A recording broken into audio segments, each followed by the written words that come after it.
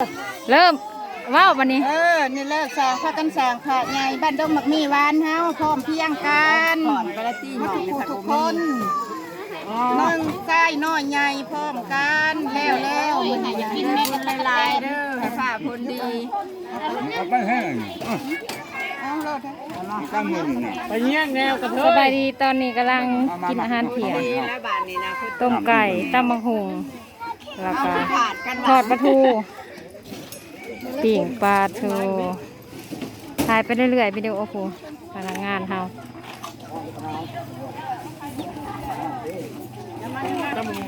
ตอนนี้คนติดตาม YouTube 90 ปลายคนกำลังสิฮอด100แล้ว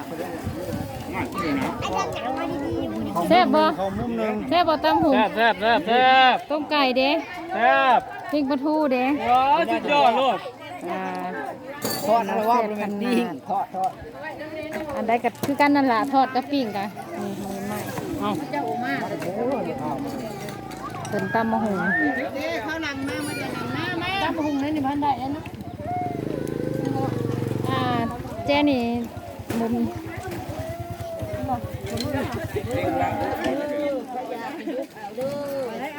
ผมสุกเนี่ยผมสุกเว้ยคนยังมาอยู่เลยได้คนยังมาได้คือมะเขามุ่งเขาเลยใช่กันพนักงานเห็ดผ่าเอานี่น้อยๆเด็กๆนี่ก็ลงมากนี่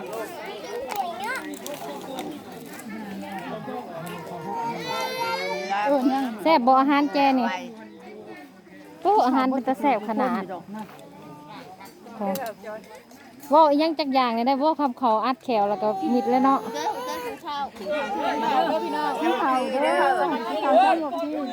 คนกินเขาจังหวัดแซ่บขนาดกินเขาสามัคคีได้นี่ป้าตอนนี้คนติดตาม YouTube กำลังฮอด90 ปลายคนหักได้100 คนว่ะหักได้100 คนกำลังสิเขาสู่ร้อย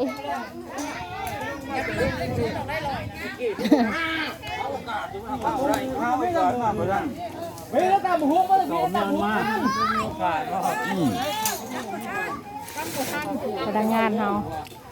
แม่พวกขาจออันขาหน่อยว่าใส่ตู้เย็นไว้อย่าพายกระเป๋ามันคือร้ายถ่ายหูป่ะกระเป๋าโทรศัพท์เด้ใส่ช่องๆแล้วมันสิแตกเข้าไล่เท่าไรเขากดให้เท่าไรจะทายน่ะขอถามมึงด้วย90 ปลายข่อยบอก9 แสนก็19 วิวเขาเจ้าข่อยบุรีก็บ่ให้ก็บ่มีนั่นไปแล้วอันนี้นานถ่ายไว้บัตรเฒ่าบัตรแก่บัตรลูกบ่ได้สิให้เปิดให้เบิ่งสิมาว่าแล้วแกออกเป็นเขานั่น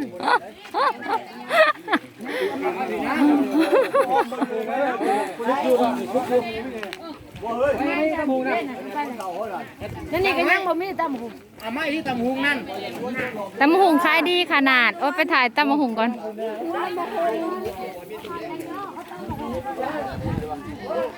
ตำหุงห่านนี่บุ้ยขายดีขนาดคนขายโคกละ10,000 กีบบ่หลายดอกลูกค้ากำลังตำหุงขนาดเห็นอะไรถ้าเห็นก็ไปก่อนผ่ารอบแป๊บเดียวขายดีเรียรอแม่ค้าแม่ค้าก็ทั้งงามทั้งใจดีนะต้มไก่อยู่ไสเอายกเขาไปตัวนี้ต้มไก่อยู่เพื่อนครัวอันนี้ได้ถ่ายวิดีโอผู้แม่ค้าก็ทั้งงามทั้งตำมะหุงแซ่บไปประกวดนางสังหารก็ได้เลยนางสังหารนี่ขาคนตายอย่าไปโอ้โหตำมะหุงเขาจะเรียกห้องมาลายลี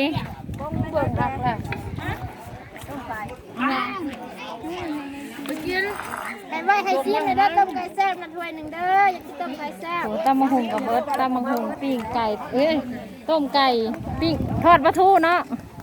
มีแต่ลงว่าปิ้งปลาทูอยู่เลย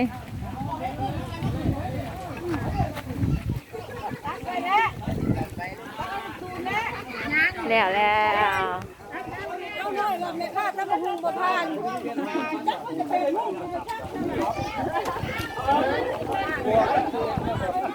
จะมาดังได้แค่พวกเบียดเท้ามาแล้วผมว่าทันทีเนาะ ทำเขาอัดปากแล้วเว้าบ่เก่งเนาะ ฮะ เว้าแน่ นี่ทีมงานของเฮาเนาะการเหตุการณ์ภายในกำลังกินข้าวเที่ยงพี่น้องถ้าว่าไผบ่ทันได้มาฮอดมาถึงแล้วก็เหตุการณ์จุดนี้ขอส่งแห้งกินแห้งใจมาเด้อโอดกินข้าวก่อนมื้อวันที่5อย่าลืมพี่น้องมื้อวันที่5นี่แห่ใหญ่ตะลองดันพระใหญ่ถ้าไผบ่ได้มาก็ถือว่าเพิ่นเสียใจถ้าบ่ได้มาก็ส่งให้กินแห้งใจมาบัญชียามีโทรมาได้เบอร์0304444785จะฮู้เลือกบัญชีของเพิ่นทันทีเลยถ้าบ่ได้มาโดยตัวเองส่งให้กินแห้งใจส่งเป็นวัตถุสิ่งของมาสร้างมาช่วยได้พี่น้องเศร้าผูกก็ห้องจะอยู่ใกล้อยู่ไกลอยู่ในประเทศหรือนอกประเทศช่วยกันได้นะอันนี้ว่าเศร้าพุทธเด้อพี่น้อง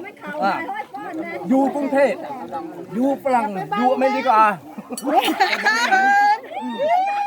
ส่งแห้งกินแห้งใจมาช่วยกันได้เนาะพี่น้องเฮาพระใหญ่ขนาดท่วมใหญ่15 เมตรหน้าตัดสูง30 เมตรบินมาควายได้นึงควายได้999ล้านวิว หรือว่าถ้าบุคคลใดบ่มีวาสนาได้ห่วงตานํเด้ออันนี้มันเป็นเศร้าพุทธแท้บินมาควายนี่ล้าน เศร้าพุทธแท้ไผว่าเศร้าพุทธแท้ต้องมาห่วงตาพระพุทธองค์ใหญ่องค์นี้วันที่5มีกันแห่ตะลึงเติมอย่าลืมอย่าพลาดหาโอกาสมาเบิ่งมาดูเอาอีกแล้ว มาจุดมาช่วยเนาะเพราะว่า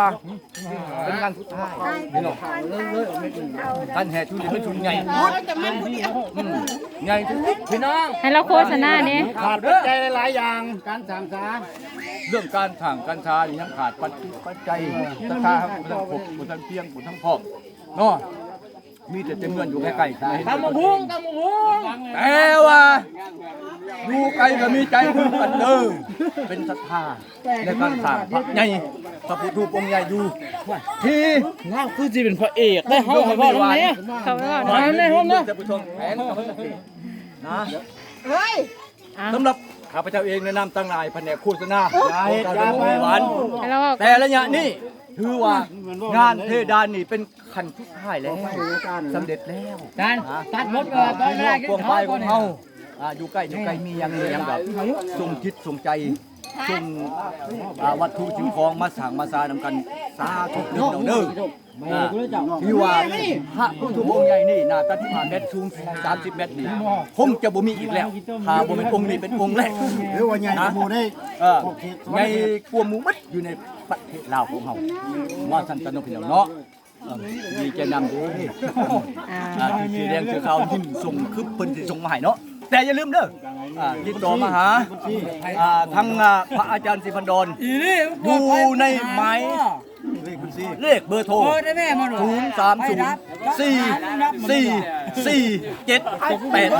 ทันทีย้ำอีก030444785จะหู้เลขบัญชีของท่านทันทีเนาะพี่น้องเนาะคนนี้ขอแสดงความขอบใจนำผมเป็นพี่น้องชาวพุทธทั้งหลายที่ให้ความห้อยหัวมืออย่างเต็มที่เนาะพี่น้องเอาไปรับมาเลยมีคนให้เข้าไปพันเลยท่านเลยให้โคศกกินข้าวกินข้าวเที่ยงก่อนให้โคศกกินข้าวเที่ยงก่อนเอาขอบมุกขอบใจเด้อ